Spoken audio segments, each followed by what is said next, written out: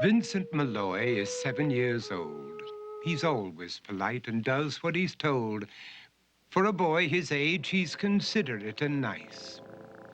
But he wants to be just like Vincent Praice.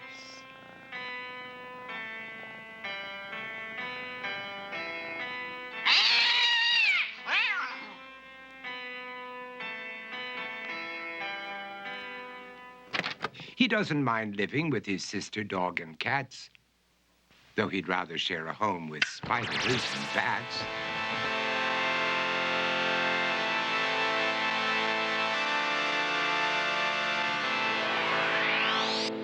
There he could reflect on the horrors he's invented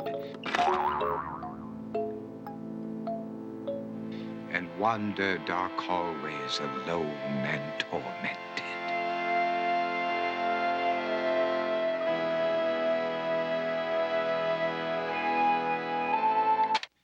Vincent is nice when his aunt comes to see him, but imagines dipping her in wax for his wax museum.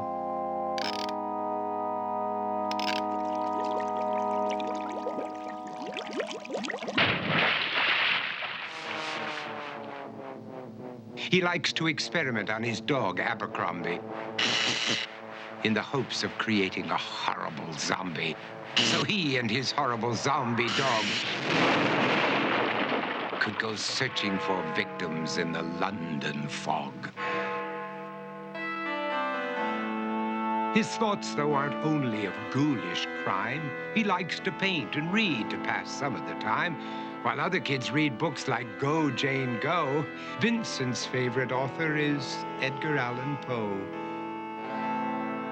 One night, while reading a gruesome tale, he read a passage that made him turn pale. Such horrible news he could not survive, for his beautiful wife had been buried alive.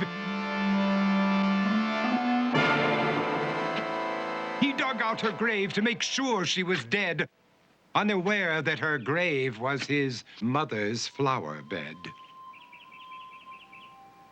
His mother sent Vincent off to his room. He knew he'd been banished to the Tower of Doom, where he was sentenced to spend the rest of his life alone with the portrait of his beautiful wife. While alone and insane, encased in his tomb, Vincent's mother burst suddenly into the room. She said, "If you want to, you can go out and play. It's sunny outside and a beautiful day."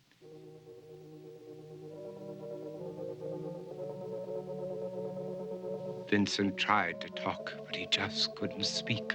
The years of isolation had made him quite weak. So he took out some paper and scrawled with a pen, "I am possessed by this house and can never leave it again." His mother said, "You're not possessed and you're not almost dead. These games that you play are all in your head. You're not Vincent Praice, you're Vincent Malой. You're not tormented or insane, you're just a young boy. You're 7 years old and you are my son. I want you to get outside and have some real fun." Her anger now spent, she walked out through the hall.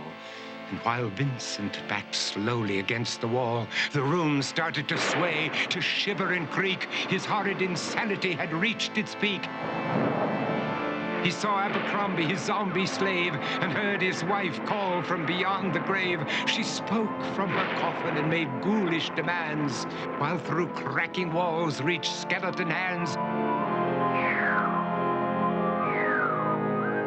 Every horror in his life that had crept through his dreams swept his mad laughter to terrified screams. To escape the madness, he reached for the door, but fell limp and lifeless down on the floor. His voice was soft and very slow as he quoted The Raven from Edgar Allan Poe. "And my soul from out that shadow that lies floating on the floor shall be lifted nevermore."